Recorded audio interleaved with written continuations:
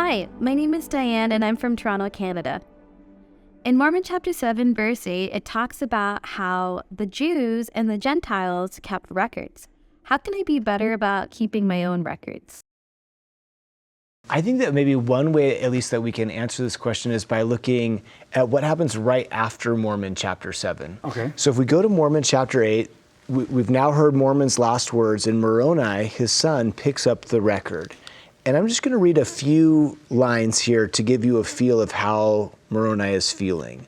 So if we look at verse 3, my father was also killed by them. I remain alone to write the sad tale of the destruction of my people.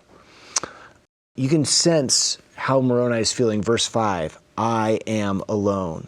All my kinsfolk have been slain in battle. I have no friends. So I think if there were anyone who would have justification in feeling bitter, sad, alone, it's Moroni. Right. He is deeply alone for the next 30 plus years. But I love that in this time, Moroni is going to go on to write 10% of the Book of Mormon.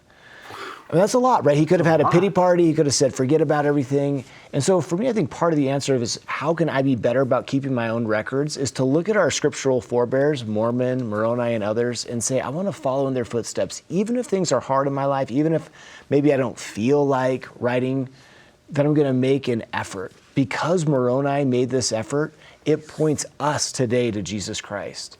And I remember some of my students, they were doing a family history project. They were trying to find their ancestors' testimony about different parts of the gospel.